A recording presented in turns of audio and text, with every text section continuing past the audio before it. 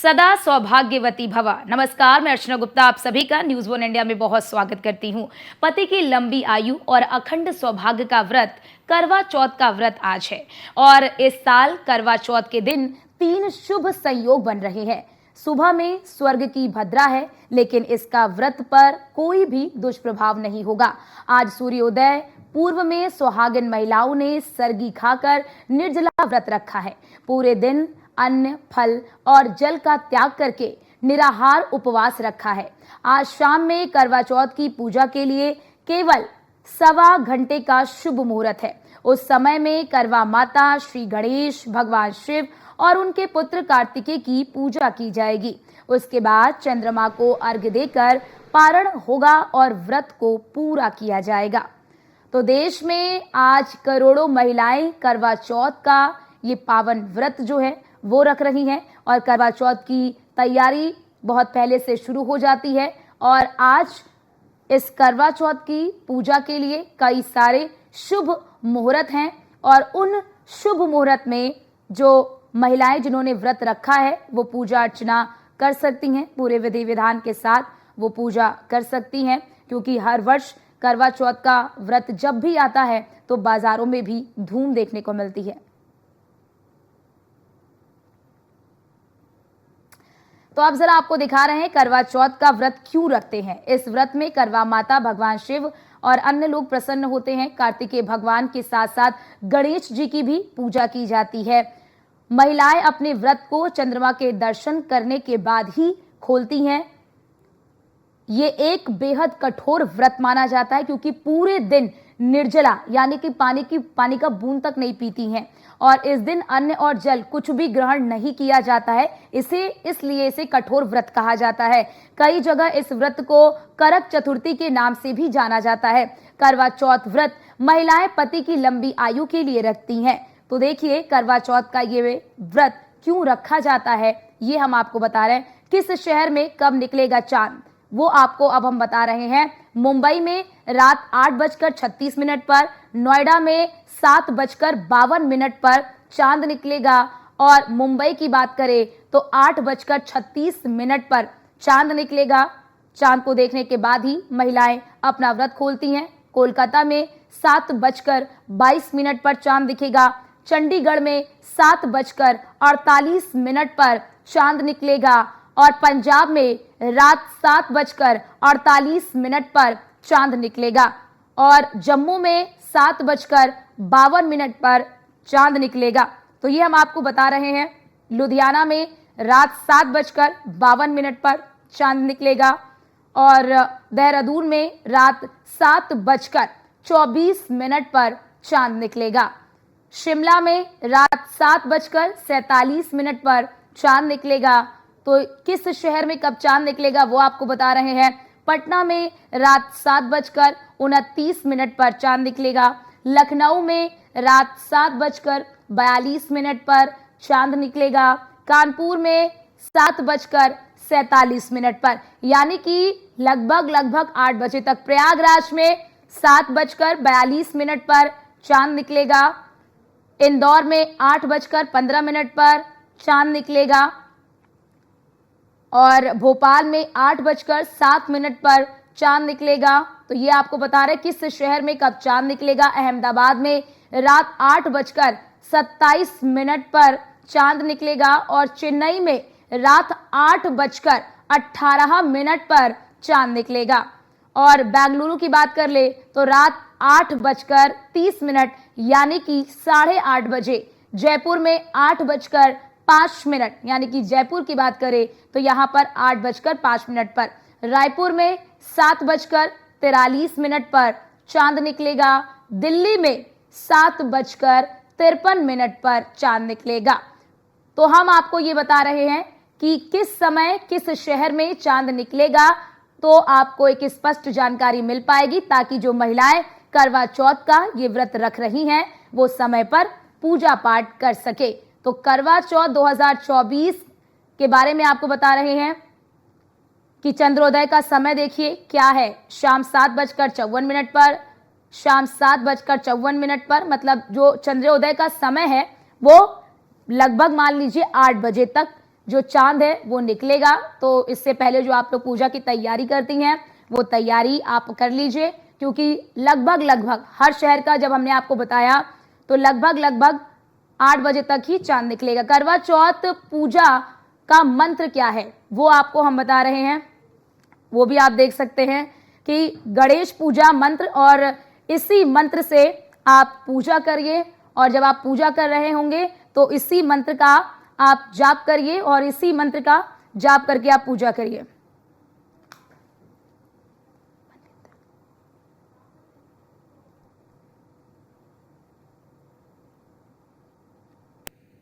तो आपको हर एक सही विधि बताने के लिए, पूजा का समय क्या होना चाहिए, किस विधि से आपको पूजा पाठ करनी चाहिए, ये बताने के लिए हमारे साथ एस्ट्रोलॉजर मनविंदर रावत जी हमारे साथ जुड़ चुके हैं। मनविंदर जी, बहुत स्वागत है आपका न्यूज़ वन इंडिया पर।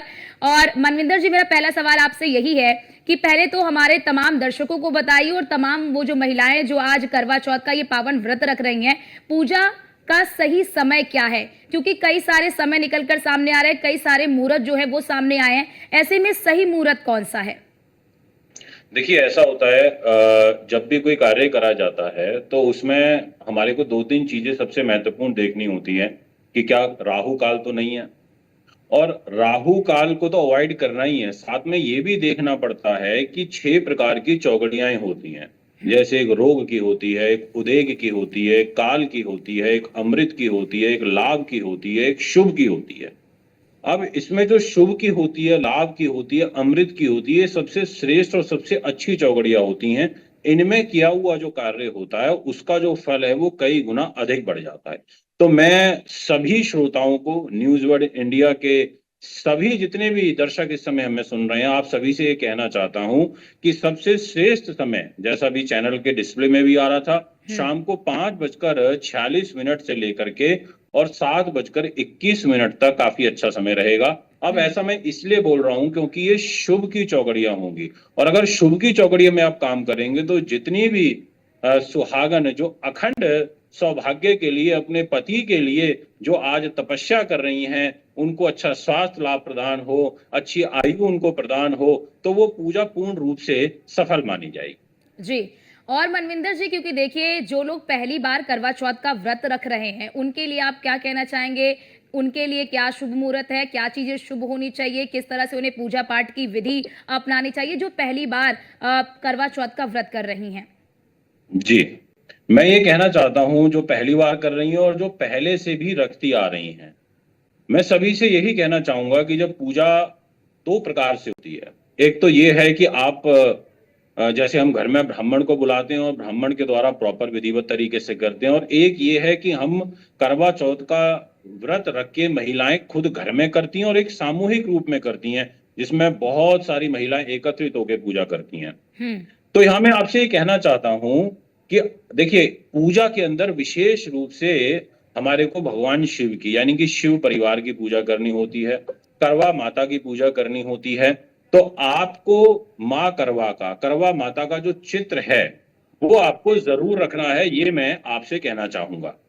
दूसरी चीज, आपको शिव परिवार की प्रतिमा जरूर रखनी है, माता पार्वती की, भगवान शिव की, विघ्न हरता है ना, गणेश जी, उनकी आपको प्रतिमा जरूर रखनी है। और पूजा के कुछ नियम होते हैं, यदि आप उन नियमों का ध्यान में रखते हुए पूजा करते हैं तो उससे बहुत अच्छा आपको रिजल्ट मिलेगा। जैसे आपको जो कलश स्थापित करना है, अब कलश स्थापित करने के लिए भी आपको क्या करना पड़ेगा?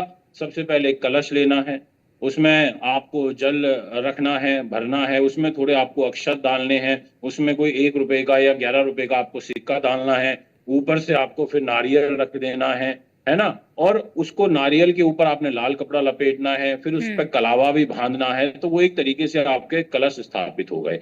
ऐसे आपको एक चौकी लेनी है, उस चौकी के ऊपर आपको लाल कपड़ा या पीला रंग का कपड़ा शो होता है पूजा के लिए, वो आपको बिछाना है। उसके बाद वो सारी प्रतिमाएं वहां पर रखनी है, जिनका आप पूजन करना है आपको। उसमें सबसे पहले आपको करवा माता की रखनी है, फिर उनके साइड में भगवान शिव, माँ पार्वती की रखनी है, फिर आपको गणेश जी की रखनी है। इसके बाद जो सबसे महत्वपूर्ण होता है, दीप देवताभ्यो नमः, यानी कि दीपक प्रज्वलित करना है, अग्नि को प्रज्वलित करना है, बिना दीपक प्रज्वलित करे पूजा साकार नहीं होती। तो आपको दीपक रखना है, उसमें आपको दीपक के चारों तरफ थोड़े से चावल आप बिखेर दीजिए, पुष्प रख दीजिए और दीप प्रज्वलित करने के बाद में आप पूजा करिए। और वो विभिन्न सारी सामग्री, जैसे बहुत सारे लोग, अब यहाँ पर माता की आपको पूजा करनी है, करवा माता की, तो जी। आपको श्रृंगार रखना है माँ का।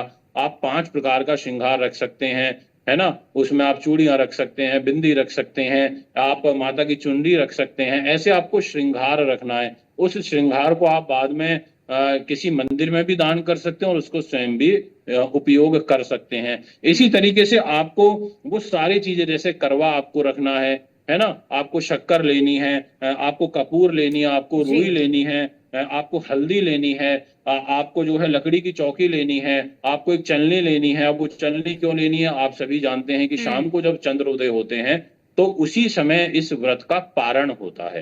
अब शाम को चंद्रोदय कब होंगे, लगभग 7:30 बजे के बाद से अलग अलग शहरों के हिसाब से चंद्रोदय का होना प्रारंभ हो जाएगा और लास्ट टू जी। लास्ट 9:15 बजे तक लगभग सभी शहरों में चंद्रोदय हो चुके होंगे। तो जी। आपको क्या करना है, वो चलनी लेना है, उसमें दीपक रखना है ना, थोड़े से चावल रखने हैं। फिर आपको चंद्रमा को भी देखना है और अपने पति को भी देखना है। उसके बाद आपको उनका आशीर्वाद लेना है। आशीर्वाद लेने के पश्चात आपको उनके हाथों से जल ग्रहण करना है और उसके बाद ही आपका ये जो व्रत है पूरा इसका पारण किया जाएगा, इस व्रत को पूर्ण माना जाएगा। यानी कि जी। आपको एक तरीके से आज तपस्या करनी है, बट इसमें आपके मन में, आपके भाव में हाँ। यही होना चाहिए कि बहुत सारे लोग क्या गलती करते हैं कि पूजा तो कर रहे हैं आप, बहुत सारे महिलाएं अपने पति की लंबी आयु के लिए आज तपस्या तो कर रही हैं, बट वो एक चीज भूल जाती हैं जो मैं सबसे महत्वपूर्ण मानता हूं कि जब आप समकक्ष बैठ करके पूजा कर रही होंगी वेदी के सामने, जो आपने अपने घर में मंदिर सजाया है, तो आपको अपना नाम अवश्य बोलना है। आपको ये बोलना है कि हे माँ करवा, हे भगवान शिव, माँ पार्वती, जी। गणेश भगवान, हे कार्तिकेय, मेरा नाम सो एंड सो है, जी। और मेरे पति का नाम ये है, जी। और मेरा ये गोत्र है, जी। जो आपके पति का गोत्र होगा, हमारा ये पता है, जी। ये इस पते पर हम रहते हैं, ये हमारा एड्रेस है। जी। और हे माँ, आप मेरे इस व्रत को स्वीकार करिए, हमें अपना शुभ फल व शुभ आशीर्वाद प्रदान करिए, मेरे पति को जी। अच्छा स्वास्थ्य लाभ प्रदान करिए। यानी कि और जब आप ये संकल्प कर रहे जी। होंगे, इस चीज को आप बोल रहे होंगे, तो जी। उस समय आपके हाथ में, जैसे जी। ये राइट हैंड है, उस समय राइट हैंड में आपके एक फूल होना चाहिए। जी। इस राइट हैंड में आपके थोड़े से अक्षत होने जी। चाहिए। राइट हैंड में आपके थोड़ा आपको जल भी डालना है, थोड़ी हल्दी लगा लेनी है, यानी कि और कुछ दक्षिणा जी। रखनी है श्रद्धा भाव अनुसार, जी। जो भी आप रखना चाहें। तो जी। वो आप रखने के बाद में फिर इस तरीके से आपको ऐसे कर लेना है जी। और फिर आपको ये भाव बनाना है, आपकी पूजा जी। स्वीकार होगी, आपका संकल्प स्वीकार होगा और आपको बहुत अच्छे परिणाम बिल्कुल। मिलेंगे। जी। मनविंदर जी, क्योंकि बहुत सारे हमारे जो दर्शक हैं उन्होंने मुझसे ये सवाल भी किया कि मैं आपसे ये सवाल ज़रूर पूछूं कि हर बार जो है कि करवा बदला जाता है, यानी कि हर बार नया करवा खरीदा जाता है। तो मेरे कुछ दर्शक हैं, उन्होंने मुझसे कहा कि क्या हम पुराने जो करवा, जो पहली बार करवा का जो हमने इस्तेमाल किया, क्या उसी करवा का हम इस्तेमाल कर सकते हैं? इसमें कुछ दिक्कत तो नहीं है? देखिए, इसमें 2 चीज़ हैं। अब बहुत से लोग जो करवा लेते हैं वो लेते हैं स्टील का या पीतल का इस्तेमाल करते हैं। बहुत सारे लोग करवा अपना मिट्टी का लेते हैं। अब मेरा जो इसमें मत है कि जब ये व्रत हर वर्ष आता है, आप हर वर्ष सामग्री खरीदते हैं, आप हर वर्ष अपने लिए एक नए श्रृंगार की सामान खरीदते हैं, है ना? तो आपको करवा भी बदलना चाहिए। अगर आप नए करवे के साथ में संकल्प करते हो, तो उसका जो लाभ होता है वो कई गुना अधिक बढ़ जाता है। तो मेरे मतानुसार आप कोशिश करिए कि नया करवा लेकर के ही आप इस पूजा पद्धति को आगे बढ़ाएं। जी। और मनविंदर जी, बहुत सारे दर्शकों ने ये भी पूछा कि कई बार क्या होता है कि महिलाएं जो है कि करवा चौथ का व्रत कर रही होती हैं और उनके जो वर होते हैं, उनके जो हस्बैंड होते हैं, वो किसी कारणवश वो नहीं आ पाते हैं और फिर वो दूर से ही उनकी पूजा करती हैं। तो उन्होंने पूछा कि क्या इससे कुछ अपशगुन तो नहीं होता है? नहीं, इससे बिल्कुल अपशगुन नहीं होता। देखिए, देश, काल और पात, ये 3 परिस्थितियां होती हैं और इन्हीं के अनुसार और इन्हीं के वशीभूत होकर के व्यक्ति कार्य करता है। और ऐसा हर बार होता होगा। अब बहुत सारे हमारे आर्मी में हैं, फोर्सेस में हैं, उनको छुट्टी नहीं मिलेगी, उनकी जो वाइफ हैं वो घर में व्रत करेंगी। आपके मन का भाव, आपकी मन की भक्ति, आपका समर्पण का भाव वो कितना है। अब आप मान लीजिए आपके पति तो अवेलेबल हैं, शाम को घर भी आ गए, पर आपने व्रत मन से नहीं रखा, आपने बेमन होकर के व्रत रखा, आपके मन में नहीं था, है ना, तो आपको इस व्रत का लाभ नहीं मिलेगा, चाहे आपके पति आपके समकक्ष हैं उस समय जब चंद्रोदय हो रहा है। तो इसलिए आप ये चीज बिल्कुल मत सोचिए। आप अपने पति की एक, अगर अवेलेबल नहीं है, बाहर हैं, तो आप एक उनकी प्रतिमा यानी कि उनकी फोटो ले सकते हैं। और अगर फोटो भी उपलब्ध ना हो तो जब आप चंद्रमा को देखेंगे, चंद्रमा के दर्शन करेंगे, तो उस समय आप अपने पति का ध्यान करिए। आप जैसे हम भगवान का ध्यान करते हैं, गणेश जी का ध्यान करते हैं, ऐसे अपने पति का ध्यान करिए कि हे पति परमेश्वर, आप के लिए जो आज मैंने ये व्रत रखा था, आप इसको स्वीकार करिए और मेरे को अपना आशीर्वाद प्रदान करिए। ऐसा भाव बना के आप कर सकते हैं। जी मनविंदर जी, जरा ये भी हमारे दर्शकों को बताइए कि जब कथा सुनते हैं इसकी, तो कथा सुनते वक्त किन बातों का ध्यान रखना चाहिए। कई बार हमने देखा है कि कथा सुनते वक्त महिलाएं जो है वो हाथ जोड़कर बैठती हैं, लेकिन कई बार हमने ये भी देखा है कि जो शास्त्र ये कहते हैं कि जब आप कथा सुनिए तो हाथ में कुछ आपके होना भी चाहिए। आपके हाथ में वैसे तो गेहूं होने चाहिए, गेहूं आप हाथ में रखें, वो बहुत बढ़िया रहते हैं। और जो कथा सुना रहा है, अगर आप कथा सुन रहे हैं कहीं जाकर के, तो आपको उनको भी भेंट स्वरूप गेहूं देने चाहिए। बहुत अच्छा होता है, पुण्य होता है। और आपके हाथों में गेहूं होगा, और उसके बाद यानी कि अनाज होगा आपके हाथ में, जो भूगर्भ के अंदर पनपता है, जिससे हमारी अपब्रिंगिंग होती है, जिससे जो जो जो सप्त धान्य में सबसे महत्वपूर्ण होता है, वो आप अपने हाथ में रखिए। और एक चीज का विशेष रूप से ध्यान करिए। देखिए, आप कथा सुन रहे हैं और कथा में अगर आपका ध्यान नहीं है, तो भी कहीं ना कहीं पूजा एक अधूरी ही मानी जाती है। तो मैं आपसे बोलूंगा कि आप कथा सुनते सुनते मन ही मन में माँ पार्वती का, भगवान शिव का, गणेश जी का, करवा माता का ध्यान करते रहिए। आप सिंपल बोलते रहिए कि जय करवा माता की, जय करवा माता की, करवा मैया की जय हो, करवा मैया की जय हो, श्री गणेशाय नमः, श्री गणेशाय नमः, श्री गणेशाय नमः, ओम नमः शिवाय, ओम नमः शिवाय बता। यानी कि आप ऐसे ना मन में धीरे धीरे पाठ भी करते रहिए, तो आपका ध्यान नहीं भटकेगा और कथा की ओर आपको कंसंट्रेट करना चाहिए। और मैं आपको एक चीज बताता हूं, पता है आपको कब हमारा ध्यान भटकता है? बहुत सारे लोगों को ये नहीं पता होगा कि हमारा ध्यान भटकता कब है। अभी मैं सीधा बैठा हूं और मैं अपनी बात आपके सामने रख रहा हूं, यानी कि मैं ध्यान मुद्रा में हूं। जब हम योग करते हैं, योग साधना में जाते हैं, तो हम अपनी कमर को सीधा कर लेते हैं, ऐसे एकदम चिल होकर के बैठते हैं। यानी कि अब मेरा जो मस्तिष्क है वो अंतरिक्ष के साथ में जुड़ गया, मेरा ध्यान ईश्वर के साथ में जुड़ गया। और जब हम ऐसे बैठ जाते हैं, यूं बहुत सारे लोग आपने देखा होगा ऐसे बैठ जाते हैं, अपना पीछे से पीठ निकाल लेंगे और ऐसे बैठ जाएंगे, यानी कि वो भी संसार में घूम रहे हैं, इस भूलोक भविष्य में घूम रहे हैं, संसार में रमण कर रहे हैं, उनका ध्यान ही नहीं है, उनका जो सैटेलाइट है वो कट गया ब्रेन का अंतरिक्ष के साथ में। इसीलिए बोला जाता है जब हम पूजा करते हैं, आपने देखा होगा, तो हम इस तरीके से अपने नाभि चक्र के पास में जब संकल्प करते हैं, तो फूल पुष्प अक्षत रखते हैं और कमर सीधी कर लेते हैं, ताकि ध्यान प्रॉपर ईश्वर के साथ जुड़ जाए।